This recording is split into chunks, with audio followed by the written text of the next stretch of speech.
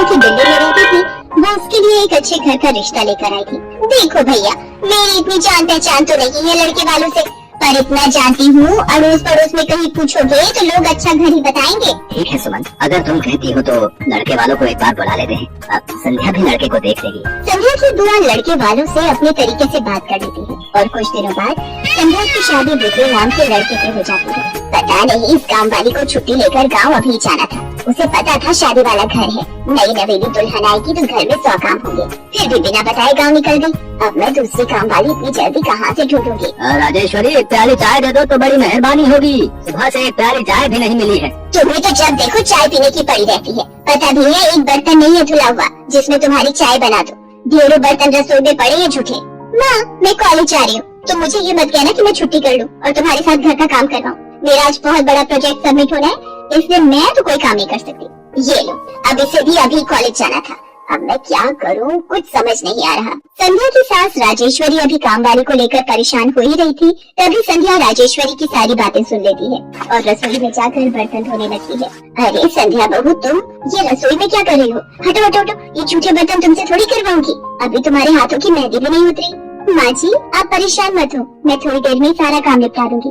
आप अकेले इतना काम नहीं कर पाओगे। ठीक है, अगर तुम कहती हो तो मैं कोई और काम कर लेती हूँ। माँ, पड़ोस में किसी से पता करो, शायद कोई और काम वाली मिल जाए। मैंने पूछा था, पर अभी किसी भी काम वाली के पास समय नहीं है। पुलकित काम पर चला जाता है, संध्या सारे घर का काम करती है। अब तो रोजाना ही ऐसा होने लगा। काम वाली तो थी नहीं। संध्या की ननद पूजा सुबह होते ही कॉलेज निकल जाती और सास पैरों में दर्द के बहाने बिस्तर पर आराम करती। संध्या तो मानो घर के कामों में ही उलझ गई। एक शाम, माँ, तुम बिल्कुल सही बहू ढूंढ कर लाई हो। बेचारी गरीब घर की है, इसलिए चुपचाप संस्कारी बहू की तरह घर के काम कर लेती है। अगर कोई पैसे वाले घर की लड़की बहू बना कर ले आती तो वो पूरे घर को अपने इशारों पर नचाती और तुम और मैं बस बर्तन घिसते रह जाते। तभी तो मैंने इसकी बुआ को शादी के लिए हाँ कह दिया था। मुझे पता है ये गरीब घर की लड़कियाँ बड़ी सीधी सादी बहुएं साबित होती हैं। अब काम वाली गाँव भाग गई, सोच ये न होती तो कौन काम करता। राजेश्वरी, तुम दोनों माँ बेटी को तो संध्या बहू का शुक्रगुजार होना चाहिए। बेचारी ने आते से ही पूरा घर संभाल लिया। ऐसे ही दिन बीत रहे थे। संध्या सभी घर वालों की देखभाल का पूरा ध्यान रखती थी। एक दिन, क्या हुआ पुलकित बेटा, तुम इतने परेशान क्यों हो? और आज तुम ऑफिस भी नहीं गए? पापा, मेरी नौकरी छूट गई है, कंपनी घाटे में चल रही थी, इसलिए उन्होंने मेरे जैसे बहुत से वर्कर्स को अचानक निकाल दिया। दिमाग खराब हो रहा है, गाड़ी की किस्त भरनी है, घर का लोन भी पूरा नहीं हुआ है, घर का खर्चा, आप सब कुछ कैसे होगा, कुछ समझ में नहीं आ रहा है। पुलकित बेटा, चिंता मत कर, अब कोई ना कोई रास्ता निकल आएगा। ज्यादा होगा तो कुछ दिनों के लिए मैं कोई काम कर लूंगा। पापा, मेरे होते हुए आप काम नहीं करोगे, मैं कुछ सोचता हूँ। पुलकित दूसरी नौकरी को लेकर परेशान था, उसे कोई काम नहीं मिल रहा था। घर में पैसों की तंगी भी शुरू हो गई। पुलकित ने अपनी गाड़ी बेच दी। घर की लोन को लेकर वो परेशान था।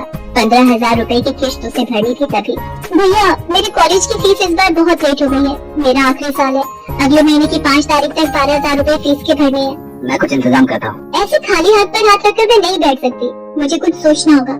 पता नहीं, हो सकता है किरण ने बात कर ली होगी, पूछती हूँ। हेलो किरण, मैं संध्या बोल रही हूँ। तूने बात की फिर?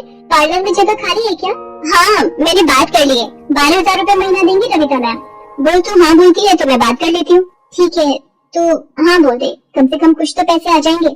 संध्या पुलकित से पार्लर में मेहंदी लगाने की नौकरी की बात करती है। पहले तो वो मना करता है, पर संध्या उसे समझाती है। पुलकित, मैं जानती हूँ आप परेशानी के दौर से गुजर रहे हो। मैंने आपसे शादी के बाद हर सुख दुख में साथ निभाने का वादा किया था, और आप परेशान मत हो, मैं घर और बाहर दोनों का काम एक साथ संभाल लूंगी।